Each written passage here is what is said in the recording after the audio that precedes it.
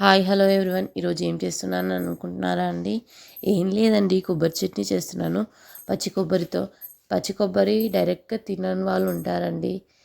అలా అని వాళ్ళు అలా తినని వాళ్ళకి పచ్చి కొబ్బరి చట్నీ ఇలా టేస్ట్ చూపించి చూడండి. పచ్చి కొబ్బరి చట్నీ కానీ పచ్చి కొబ్బరి రైస్ కానీ తినడం వల్ల చాలా హెల్త్కి మంచిదండి. కొబ్బరిలో ఉన్న పీచు పదార్థం దీంట్లో ఉండదండి. చాలా అంటే చాలా పీచు పదార్థం ఉంటుంది పచ్చి కొబ్బరిలో. డైరెక్ట్గా తినని వాళ్ళు కూడా ఉంటారు, కొంతమంది ఇష్టపడతారు ఆల్మోస్ట్ పచ్చి కొబ్బరిని. కానీ ఇలా తిని చూడండి, చాలా బాగుంటుంది టేస్ట్ కూడా పచ్చి కొబ్బరి చట్నీ. మీరు ట్రై చేయండి. ఏం లేదండి, పచ్చి కొబ్బరి, పచ్చిమిరపకాయలు, కొత్తిమీర, ఎల్లుల్లిపాయలు, సాల్ట్. ఇప్పటి కాలంలో రోటి పచ్చడి అని రోట్లో దంచి వాడండి. ఈ కొబ్బరి చట్నీ కూడా రోట్లో దంచితే చాలా టేస్టీగా ఉంటుందండి. ఇప్పటి కాలంలో ఏందండి, ఇట్లా చిటికేయగానే అట్లా పచ్చడి కావాలి అంతే. అందుకని మిక్సీ జార్లు రావడము, కరెంట్ ఎలక్ట్రానిక్ ఐటమ్స్ రావడము మొదలైనవి. మనకి రిస్క్ కూడా తగ్గిందండి.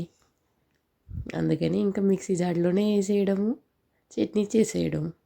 అప్పటి కాలంలాగా నూరి చెమటలు పోంగా చేసేవాళ్ళు ఏంటంటే ఇప్పుడు కొంతమంది ఇప్పటికీ ట్రై చేస్తున్నారండి. రోడ్డు పచ్చళ్ళు అవి ఇవన్నీ రోడ్లో తెచ్చుకోవడము, నూరడము స్టార్ట్ చేశారండి.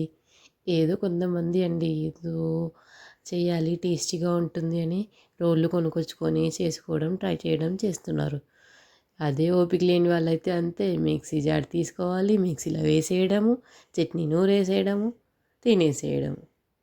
అంతే అండి. చట్నీ అయిపోయిందా లేదా, అంతే కదా మనకి కావాల్సింది. టేస్ట్ ఉందా లేదా అని ఏమన్నా ఉందా అండి?